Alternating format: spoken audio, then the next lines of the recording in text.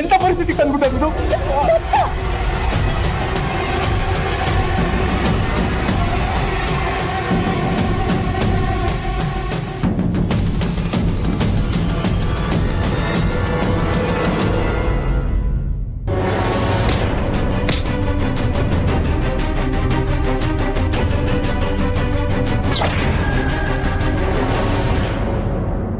ಏನ್ರಿ ಇದು?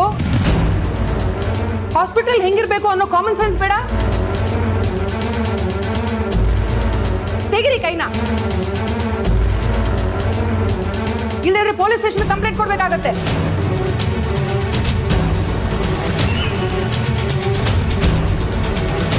ನಿಮ್ದು ಏನೇ ಇದ್ರು ಹಾಸ್ಪಿಟಲ್ ಇಂದ ಹೊರಗಡೆ ಮಾತಾಡ್ಕೊಳ್ಳಿ.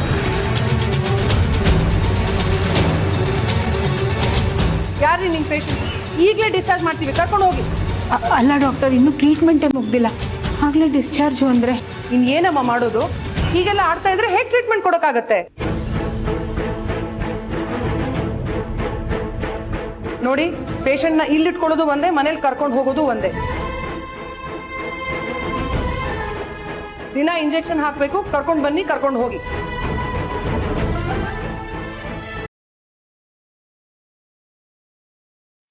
ಸರಿ ಡಾಕ್ಟರ್.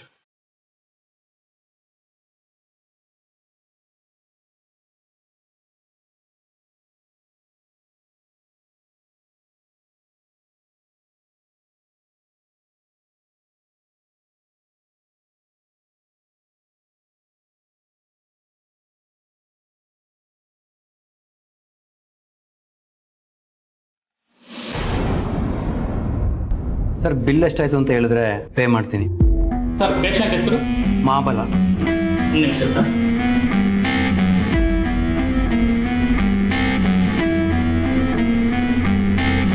ಸರ್, 30,000 ಕಾರ್ಡ್ ಅಕ್ಸೆಪ್ಟ್ ಮಾಡ್ತೀರಲ್ಲ? ಹಾಂ, ಶೋರ್.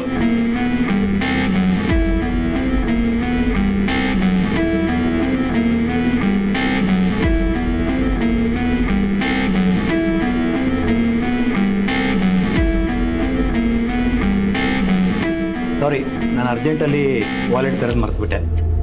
ಆನ್ಲೈನ್ ಟ್ರಾನ್ಸ್ಫರ್ ಮಾಡಲಾ? Sorry sir, cash or card ಅಷ್ಟೇ. ಈಗೇನ್ ಮಾಡೋದು? ಇದ್ರಲ್ಲಿ ಸ್ವೈಪ್ ಮಾಡಿ. ಸರ್, ಆ ಕಾರ್ಡ್ ತಗೋಬಿಡಿ. ದತ್ತಣ್ಣ, ನಾನು ಕೊಟ್ಟರು ಒಂದೇ, ನೀನು ಕೊಟ್ಟರು ಒಂದೇ. ನೋಡಿ ಸರ್. ಬೇಡ ಸರ್, ಮಗ ದುಡ್ಡು ಕೊಡೋದಕ್ಕೂ ಬೇರೆಯವ್ರು ಕೊಡೋದಕ್ಕೂ ತುಂಬ ವ್ಯತ್ಯಾಸ ಇದೆ. ಆಯಿತು, ನನ್ನ ಬೇರೆಯವನು ಅಂತಲೇ ಅನ್ಕೋ.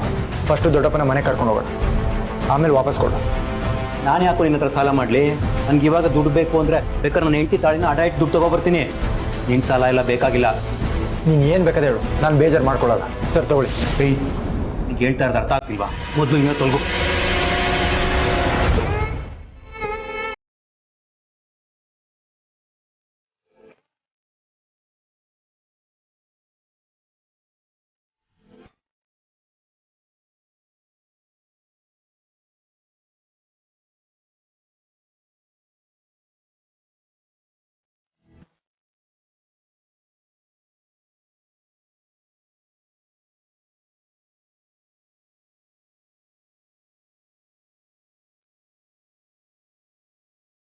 ದತ್ತಣ್ಣ, ಸೀನ್ ಕ್ರಿಯೇಟ್ ಮಾಡೋದು ಬೇಡ.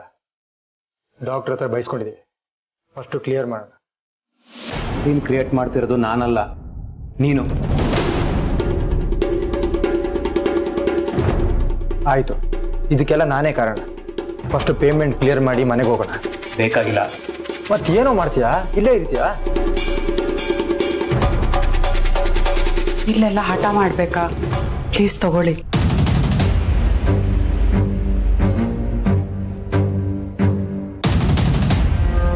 ದತ್ತ, ಕಾರ್ಡ್ ಬೇಕಾಗಿದ್ರೆ ನನ್ನನ್ನು ಕೇಳ್ಬಾರ್ದಾ? ನನ್ನ ಹತ್ರ ಇರಲ್ವಾ? ತಗೊಳ್ಳಿ.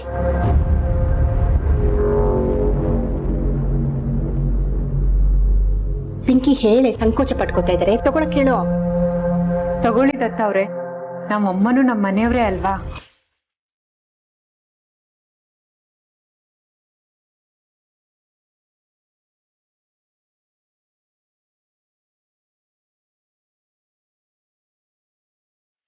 ಇದನ್ನು ತಗೊಳ್ಳಿ.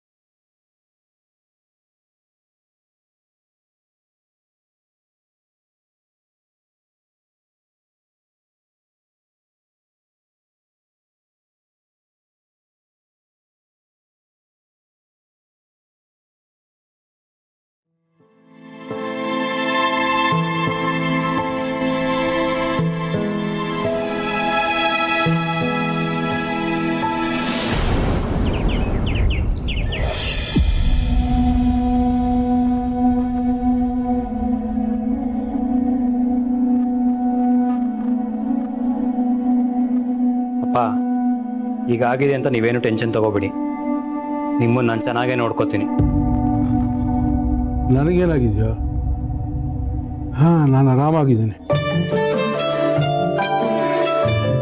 ಭಾವ, ಈ ನಿಮ್ಮ ಮನೋಧೈರ್ಯನೇ ನಿಮಗೆ ಮೊದ್ಲೇನ್ ಹಾಗೆ ಮಾಡತ್ತೆ. ಈಗ ನನಗೇನಾಗಿದೆ? ಹುಷಾರಾಗ್ತೀನಿ. ಮೊದಲೇ ಸೋಫಾ ಮೇಲೆ ಕೂತ್ಕೋತಾ ಇದ್ದೆ, ಈಗ ವೀಲ್ ಚೇರ್ ಮೇಲೆ ಕೂತ್ಕೊಳ್ತಾ ಇದ್ದೀನಿ ಅಷ್ಟೇ.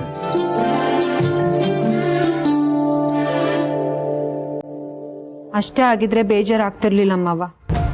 ಆದ್ರೆ ಒಂದ್ ಸೈಡ್ ಪೂರ್ತಿ ಸ್ವಾಧೀನ ಕಳ್ಕೊಂಡಿದ್ದೀರ, ಅದೇ ಬೇಜಾರಾಗ್ತಿರೋದು. ಸರಿ ಹೋಗುತ್ತೆ ಬಿಡಮ್ಮ, ಮನುಷ್ಯನ ದೇಹನ ಒಂಥರ ಮಿಷನ್ ಇದ್ದಂಗೆ. ಅದು ಅವಾಗ ಅವಾಗ ಹಾಳಾಗತ್ತೆ, ಹಾಳಾದಾಗ ರಿಪೇರಿ ಮಾಡಲೇಬೇಕಾಗುತ್ತೆ. ಗೀತಾ, ಹೋಗು, ಮಾವನ್ಗೆ ಹಾಸಿಗೆ ರೆಡಿ ಮಾಡು, ಹೋಗು. ಅಪ್ಪ, ನೀನ್ ಮಲ್ಕೋ ಹೋಗು. ತುಂಬಾ ಹೊತ್ತಿಂದ ಕೂತಿದ್ಯಾ, ಸುಸ್ತಾಗಲ್ವಾ ನಿನ್ಗೆ? ಬೆಳತಿ, ನೀನು ನನ್ನ ಕಲಿಸ್ಕೊಟ್ಟೆ ನಾನು ಹೋಗ್ತೀನಮ್ಮ ರೂಮಿಗೆ. ನನ್ನನ್ನೆಲ್ಲಿ ಕಳ್ಸ್ಕೊಡ್ತೀಯಾ? ಏನಮ್ಮ, ನೀನು ಮನೆ ಹೋಗಲ್ವಾ? ನನ್ನ ನೋಡ್ಕೊಳ್ಳೋಕ್ಕೆ ಮನೆ ತುಂಬಾ ಜನ ಇದ್ದಾರೆ, ನೀನು ಹೋಗಮ್ಮ. ನಿಮ್ಮನ್ನ ಬೇರೆಯವ್ರು ಯಾರು ನೋಡ್ಕೊಳ್ಳೋದಕ್ಕೂ ನಾನು ಬಿಡಲ್ಲ. ನಾನೇ ನಿಮ್ಮನ್ನ ಚೆನ್ನಾಗಿ ನೋಡ್ಕೋತೀನಿ. ಬೆಳತಿ, ನೋಡಿದ್ಯಾ, ನಿನ್ನ ಅದಕ್ಕೆ ನನ್ನನ್ನು ಚೆನ್ನಾಗಿ ನೋಡ್ಕೊಳ್ತೀನಿ ಅಂತ ಹೇಳ್ತೀರಿ. ಇನ್ನೇನು ಬೇಕು? ನೀನು ಟೆನ್ಷನ್ ತೊಗೊಂಡ್ಬೇಡ, ನೀನು ಹೋಗಮ್ಮ. ಸರಿ ಆಗಿದ್ರೆ ಎಲ್ರೂ ನನ್ಗೆ ಇರ್ಬಾರ್ದು ಅಂತ ಹೇಳ್ತಿದ್ದೀರಾ ಅಲ್ವಾ? ಊಟ, ನೀನ್ ಇಲ್ಲಿರೋದು ನಮಗ್ ಖುಷಿನೇ, ಆದ್ರೆ ಗಂಡನ ಮನೆಗೆ ವಾಪಸ್ ಹೋಗ್ಬೇಕು ಅಲ್ವಾ? ನೋಡು, ನಾವಿಲ್ಲಿ ಇಷ್ಟು ಜನ ಇದೀವಿ, ಬಾವನ್ನ ಚೆನ್ನಾಗಿ ನೋಡ್ಕೋತೀವಿ. ನೀನ್ ಹೋಗು, ನಾಳೆ ನಾಡಿದ್ರಲ್ಲಿ ಮತ್ ಬರೋ ಅಂತೆ. ಸರಿ ಚಿಕ್ಕಮ್ಮ. ಹೇಗೆ ಹೋಗ್ತೀಯಾ? ನಾನು ಡ್ರಾಪ್ ಮಾಡಲಾ? ಪ್ರಣತಿ, ನಿನ್ ಪಾಡಿ ನೀನು ಹೊರಡು. ಬೇಕಾದ್ರೆ ಟ್ಯಾಕ್ಸಿ ಬುಕ್ ಮಾಡ್ಕೊಡ್ತೀನಿ.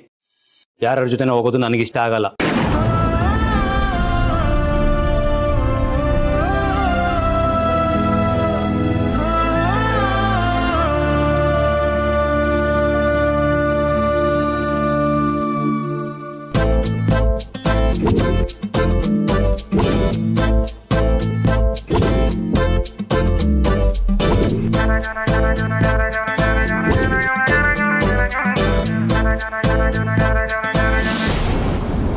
ಪರವಾಗಿಲ್ಲ ಬಿಡು, ಹಾಸ್ಪಿಟ್ಲಲ್ಲೆಲ್ಲ ಓಡಾಡ್ ಸುಸ್ತಾಗಿರ್ತೀಯ. ದತ್ತಣ್ಣ ಹೇಳ್ದಂಗೆ ಟ್ಯಾಕ್ಸಿ ಮಾಡ್ಕೊಂಡು ಹೋಗ್ತೀನಿ. ಸರಿ, ನಿನ್ನ ಇಷ್ಟ. ಹುಷಾರು. ಅಪ್ಪ, ಹೋಗಿ ಬರ್ತೀನಿ. ಹುಷಾರಮ್ಮ. ಹುಷಾರು ಪುಟ್ಟ. ಹೋದ ತಕ್ಷಣ ಫೋನ್ ಮಾಡು. ದತ್ತ, ಯಾಕೋ ಹಾಗೆ ಹೇಳಿದೆ? ಪ್ರಣತಿ ನಿನಗೆ ಹೇಗೆ ತಂಗಿ? ಅವನಿಗೂ ತಂಗಿ ತಾನೆ. ಅವ್ನು ಡ್ರಾಪ್ ಮಾಡಿದ್ರೆ ಏನಾಗ್ತಿತ್ತು? ಪಾ, ಪ್ರಣತಿ ನನಗೆ ಮಾತ್ರ ತಂಗಿ. ಅವಳಿಗಿರೋದು ಒಬ್ಬನೇ ಅಣ್ಣ, ಅದು ನಾನೇ. ನಿಮ್ಗದೆಲ್ಲ ಗೊತ್ತ.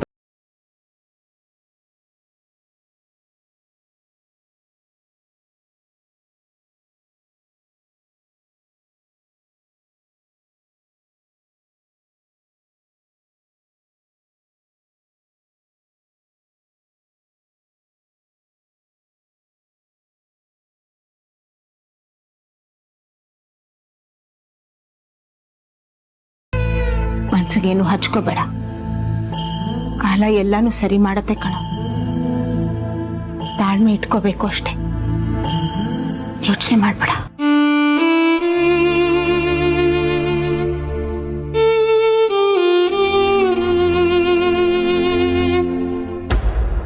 ಬನ್ನಿ ಮಾವ, ಎಲ್ಲ ರೆಡಿ ಆಗಿದೆ, ನೀವು ಆರಾಮಾಗಿ ರೆಸ್ಟ್ ತಗೊಳ್ಳಿ. ಪಿಂಕಿ, ಎಲ್ಲ ರೆಡಿ ಇದೆ ಕಣೆ, ಒಂದ್ ಜಗ್ ನೀರ್ ತಂದಿಡ್ಬೇಕಷ್ಟೆ.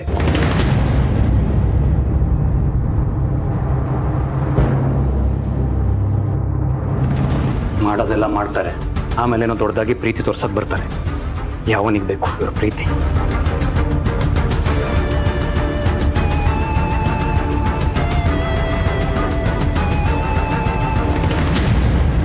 ಯಾರು ನಮ್ಮ ಅಪ್ಪನ ಸೇವೆ ಮಾಡೋದು ಬೇಕಾಗಿಲ್ಲ.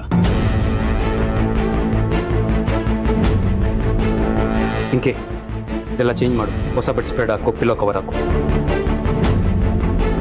ಏ ದತ್ತ, ಯಾಕೋ ಗೀತಾ ಅಷ್ಟೆಲ್ಲ ಚೆನ್ನಾಗಿ ಮಾಡಿಟ್ಟಿದ್ಲಲ್ಲ, ಅದನ್ನ ಯಾಕೋ ಕಿತ್ತಕ್ದೆ? ನಿಮ್ಗಿದೆಲ್ಲ ಗೊತ್ತಾಗಲ್ಲ, ಸ್ವಲ್ಪ ಸುಮ್ಮನೆ ಇರಿ. ಏನಾಗಿದೆ ನಿನಗೆ? ಯಾಕೋ ಹಿಂಗಾಡ್ತಿದ್ದೀಯಾ? ಹೇಳ್ದೆ ತಾನೆ, ಸುಮ್ಮನೆ ಕುತ್ಕೊಳ್ಳಿ ನೀವು. ಅದೇನ್ ಮಾಡ್ತೀಯ ಮಾಡು. ನೀನು ಚೇಂಜ್ ಮಾಡು.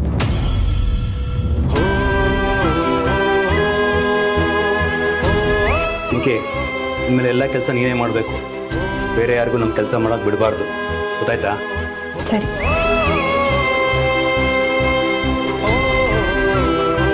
ಗೀತಾ, ಮುಟ್ಬೇಡ. ನಾನು ಹೇಳಲಿಲ್ವಾ ನಮ್ಮ ಮಾವನ ಕೆಲಸ ನಾವು ಮಾಡ್ಕೋತೀವಿ ಅಂತ?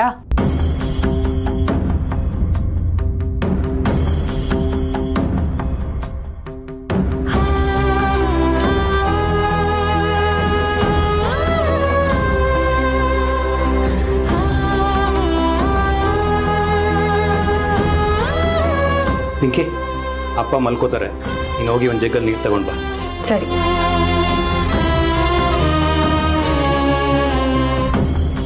ಇಲ್ಲೇ ಇದ್ದು ನಮ್ಮ ಅಪ್ಪನಿಗೆ ಡಿಸ್ಟರ್ಬ್ ಮಾಡೋದು ನನಗಿಷ್ಟ ಆಗಲ್ಲ.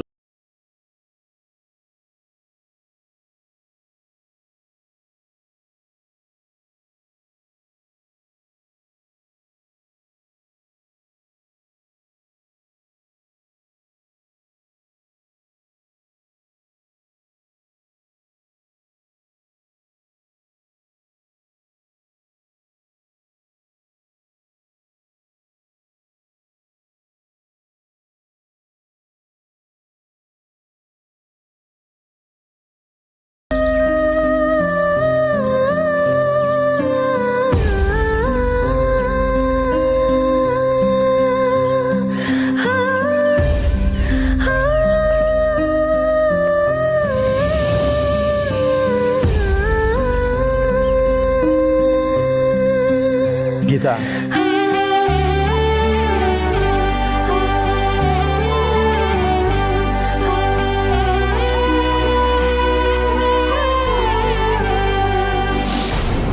ಎಷ್ಟು ಸಲ ಇದನ್ನೇ ಮಾಡ್ತೀಯ? ಏನೂ ಇಲ್ಲ, ಅದು ಓ, ಕಣ್ಣಿಗೆ ಕಸ ಬಿದ್ದಿರ್ಬೇಕಲ್ವಾ? ಎಷ್ಟು ಸಲ ಇದೇ ರೀಸನ್ ಕೊಡ್ತೀಯ ಗೀತಾ? ನೀನೇನು ಹೇಳ್ಬೇಡ ಗೀತಾ, ನನಗೆಲ್ಲ ಗೊತ್ತಾಗುತ್ತೆ. ದತ್ತಣ್ಣ ಹಾಗೆ ಮಾಡಿದ್ದಕ್ಕೆ ನಿನ್ಗೆ ಹರ್ಟ್ ಆಯ್ತಲ್ವಾ? ನಮ್ಮಿಂದಾನೇ ಹೀಗಾಗಿರೋದು ಅಂತ ಕೋಪದಲ್ಲಿ ದತ್ತಣ್ಣ ಹಾಗೆ ಮಾಡಿರ್ತಾರೆ ಬಿಡಿ. ನೀವು ಮೀಟಿಂಗ್ ಹೋಗಿದ್ರಲ್ಲ, ಅಲ್ಲೇನಾಯ್ತು? ಅರ್ಜೆಂಟಲ್ಲಿ ಕೇಳೋದೆ ಮರ್ತೋದೆ. ಏನಾದರೂ ಒಳ್ಳೆ ಸುದ್ದಿ ಇದೆಯಾ? ನಿಮ್ಮನ್ನ ಮತ್ತೆ ಆಡಿಸ್ತಾರಂತ ಟೀಮಲ್ಲಿ ಹೇಳಿ. ನಿಮ್ಮನ್ನ ಆಡಿಸ್ತಾರೆ ತಾನೇ ನೆಕ್ಸ್ಟ್ ಮ್ಯಾಚಲ್ಲಿ? ಹಾಗಾದ್ರೆ ಅದಕ್ಕಿಂತ ಖುಷಿ ಪಡೋ ವಿಚಾರ ಬೇರೆ ಇರಲ್ಲ. ಗುಡ್ ನ್ಯೂಸ್ ಏನೂ ಇಲ್ಲ. ಅಂದ್ರೆ ನಿಮ್ಮನ್ನ ಇನ್ನೂ 2 ಮ್ಯಾಚಿಂದ ನನ್ನ ಹೊರಗಿಟ್ಟಿದ್ದಾರೆ. 2 ಮ್ಯಾಚ್ ಆಡೋ ಹಾಗಿಲ್ವಾ ಹಾಗಿದ್ರೆ ನೀವು? ಹೌದು ಗೀತಾ, ಇಷ್ಟೆಲ್ಲ ಆಯ್ತಲ್ವಾ, ಅದಕ್ಕೆ ನಾನು ಕೊಟ್ಟಿರೋ ಪನಿಷ್ಮೆಂಟ್. ನಿಮಗೆ ಯಾತಕ್ ಪನಿಷ್ಮೆಂಟು? ಮತ್ತೆ ಪ್ರೆಸ್ ಮೀಟ್ ಕರೆದು ಇರೋ ವಿಷಯನೆಲ್ಲ ಹೇಳಿ ಸಮಜಾಯಿಷಿ ಕೊಟ್ಟಿದ್ದೀರಾ. ಕರಿಯರ್ಗೋಸ್ಕರ ಮನೆಯವ್ರನ್ನೆಲ್ಲ ಎದುರಾಕೊಂಡಿದ್ದೀರಾ, ದೂರ ಮಾಡ್ಕೋತಿದ್ದೀರಾ. ಅದಕ್ಕೊಂಚೂರು ಬೆಲೆನೇ ಇಲ್ವಾ? ಅವ್ರಿಗೆ ಬೇಕಾಗಿರೋದು ಪ್ರೂಫ್. ನಾನು ಇನ್ಫ್ಲುಯೆನ್ಸ್ ಮಾಡಿಸಿ ದತ್ತನನ್ನ ಬಿಡಿಸಿದ್ದೀನಿ ಅಂತ ನನ್ನ ಮೇಲಿರೋ ಆರೋಪ. ಅದಕ್ಕೆ ಎನ್ಕ್ವೈರಿ ಮಾಡೋದಕ್ಕೆ ಡಿಪಾರ್ಟ್ಮೆಂಟಿಂದ DYSPನ ಅಪಾಯಿಂಟ್ ಮಾಡಿದ್ದಾರೆ. ಅವರು ಕ್ಲೀನ್ ಚಿಟ್ ಕೊಡೋವರೆಗೂ ನಾನು ಟೀಮಿಂದ ಆಚೆ ಇರಬೇಕು. ಇನ್ನು 2 ಮ್ಯಾಚ್ ಆಡೋಕ್ಕಾಗಲ್ಲ. 2 ಮ್ಯಾಚು ಅಂದ್ರೆ ಇನ್ನೆಷ್ಟು ದಿನ ಆಗುತ್ತೆ? ಒಂದು 15 ಡೇಸ್ ಆಗ್ಬೋದು. ಹೋಪ್ಫುಲಿ DYSP ಅವರು ರಿಪೋರ್ಟ್ ಕೊಡ್ಬೋದು. ಆ ರಿಪೋರ್ಟ್ ಸಿಕ್ಕಿದ ಮೇಲೆ ಮುಂದಿನ ಸ್ಟ್ಯಾಂಡ್. 15 ದಿವಸ ಅಷ್ಟೇ ಅಲ್ವಾ? ಕಣ್ಮುಚ್ಚಿ ಬಿಡೋ ಅಷ್ಟರಲ್ಲಿ ಹೊರಟೋಗಿರುತ್ತೆ. ನಾನಂತೂ ಆ ಟೀಮಲ್ಲಿ ಆಡೋದು ಡೌಟೇ.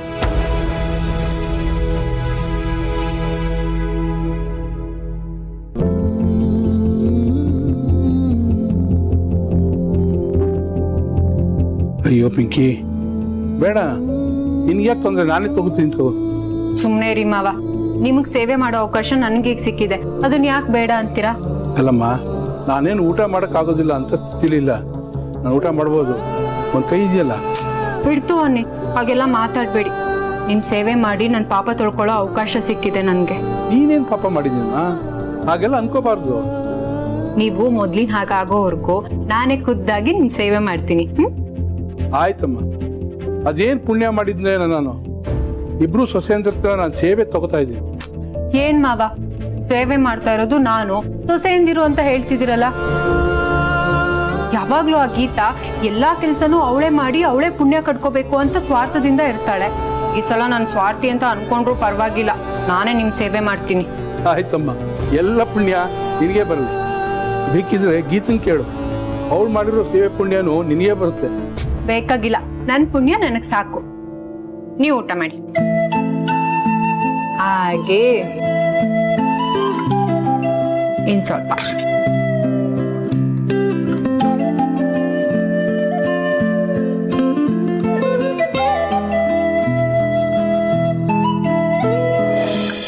ಯಾಕೆ ಹೀಗೆ ನಿರಾಸೆ ಆಗ್ತೀರಾ? ಇಷ್ಟೆಲ್ಲ ಆದ್ಮೇಲೂ ಆಸೆ ಇಟ್ಕೊಂಡು ಹೇಳ್ತೀಯಲ್ಲ ಪೆದ್ದಿ ನೀನು. ಗೀತಾ ಒಬ್ಬ ಮನುಷ್ಯನ್ಗೆ ಸಕ್ಸಸ್ ಸಿಕ್ಕಿದಾಗ ತಲೆ ಮೇಲೆ ಕೂರಿಸ್ಕೊಂಡು ಮೆರವಣಿಗೆ ಮಾಡ್ತಾರೆ. ಅದೇ ಫೇಲ್ಯೂರ್ ಫೇಸ್ ಮಾಡಿದಾಗ ಇನ್ನೂ ತುಳಿತಾರೆ. ಕೈ ಹಿಡಿದು ಯಾರೂ ಮೇಲೆ ಎತ್ತಲ್ಲ. ಯಾರೋ ಕೈ ಹಿಡಿದ್ ಮೇಲೆತ್ತಾರೆ ಅಂತ ಇಷ್ಟ ದಿನ ಬದುಕ್ತಿದ್ವ ನಾವು?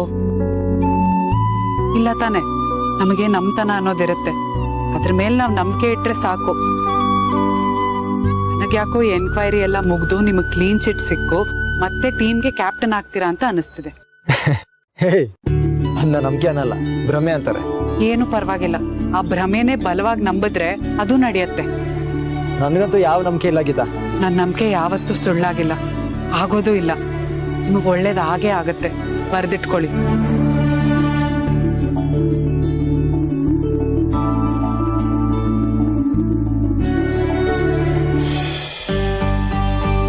ನೀರು ಕುಡೀರಿ. ಮಾವ 10 ನಿಮಿಷ ಬಿಟ್ಬಿಟ್ಟು ಮಾತ್ರೆ ಕೊಡ್ತೀನಿ, ಆಮೇಲೆ ಒಂದ್ ಗ್ಲಾಸ್ ಹಾಲು ತಂದು ಕೊಡ್ತೀನಿ. ಅಲ್ಲಿಗೆ ನನ್ ಕೆಲಸ ಮುಗಿಯತ್ತೆ.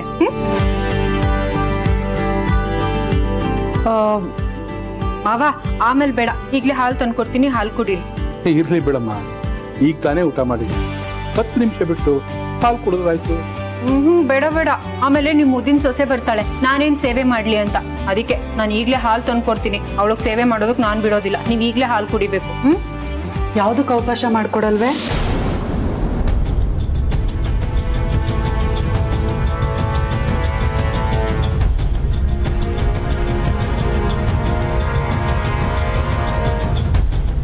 ಪಿಂಕಿ, ಇನ್ನೊಂದ್ ಸ್ವಲ್ಪ ಬಡಿಸ್ಕೊಡ್ಬೇಕಿತ್ತು. ಬೇಡಮ್ಮ, ಇವಳು ತಿನ್ನಿಸ್ತಾ 2 ದುಡ್ಡು ಜಾಸ್ತಿನೇ ತಿನ್ನಿಸ್ತೀಯ. ನನಗೆ ಗೊತ್ತಾಗಿಲ್ಲ, ಅಷ್ಟು ತಿಂದಿದ್ದೀನಿ. ಅದು ನಿಜ. ಹಾಲು ತಗೊಳ್ಳಿ. ಬೇಡ ಬೇಡ, ನಾನೇ ತಂದು ಕೊಡ್ತೀನಿ. ಇರ್ಲಿ ಬಿಡಮ್ಮ, ಯಾರು ಕೊಟ್ರು ಏನಂತೆ? ಇಲ್ಲ ಮಾವ, ಅದ್ ನಿಮಗ್ ಗೊತ್ತಾಗಲ್ಲ. ಹಾಲಲ್ಲಿ ಏನ್ ಹಾಕಿದಾರೋ ಏನೋ.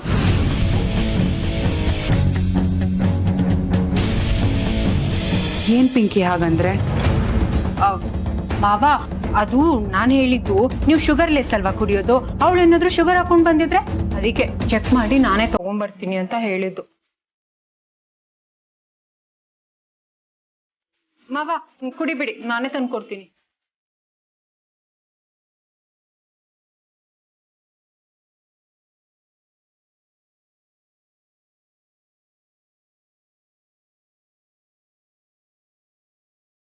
ಪಿಂಕಿ, ಮತ್ತೆ ಹಾಲು ಯಾಕೆ ಬಿಸಿ ಮಾಡ್ತಿದ್ಯಾ? ಮಾವಂಗೆ ಅಂತಾನೆ ಬಿಸಿ ಮಾಡಿದ ಹಾಲು ಕಣೆ, ಸಕ್ಕರೆನೂ ಹಾಕಿಲ್ಲ ಅದಕ್ಕೆ.